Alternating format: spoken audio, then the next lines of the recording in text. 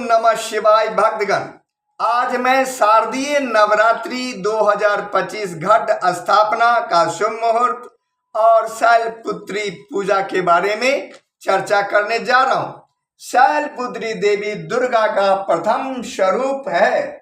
उनका जन्म पर्वतराज हिमालय के घाट पुत्री के रूप में हुआ था। इस कारण से उनका नाम शैलपुत्री पड़ गया था। वह देवी पार्वती का ही रूप है। उनका पहला अवतार देवी सती के रूप में हुआ था। उस समय उनके पिता का नाम प्रजापति दक्ष था। किसी समय प्रजापति दक्ष ने यज्ञ किया था। उस यज्ञ में सभी देवताओं को बुलाया था, लेकिन भगवान शिव को नहीं बुलाया था।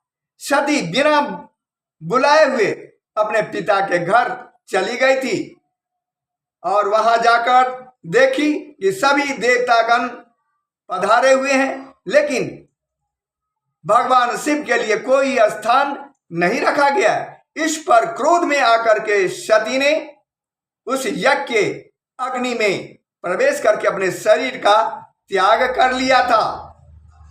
फिर उसका अगला जन्म हिमालय की पुत्री के रूप में हुआ था।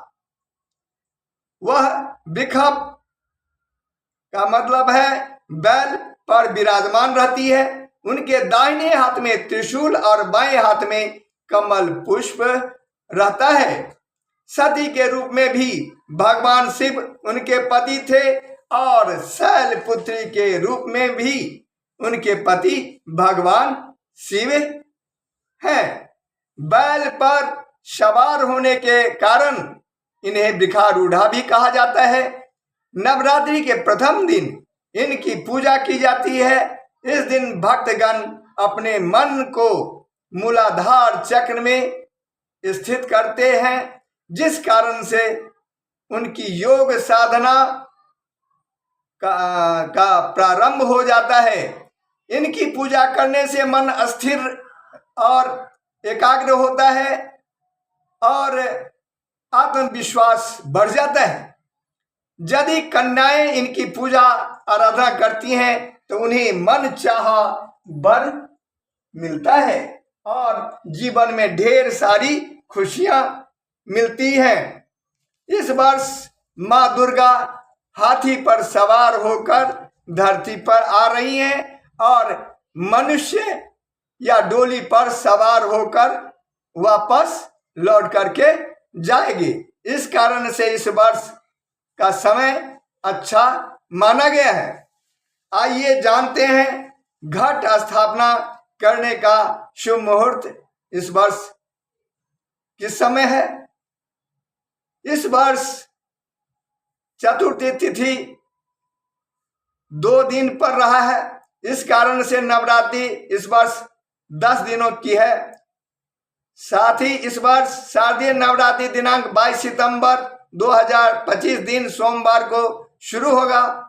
इसी दिन घट स्थापित किया जाएगा। घट स्थापना करने का शुभ मुहूर्त सुबह 6:09 से सुबह 8:06 तक रहेगा। इसके बाद अभिजीत मुहूर्त सुबह 11:55 से 12:44 तक रहेगा। तो भक्तगण, ये थी इस वर्ष 2025 के नवरात्रि के बारे में जानकारी।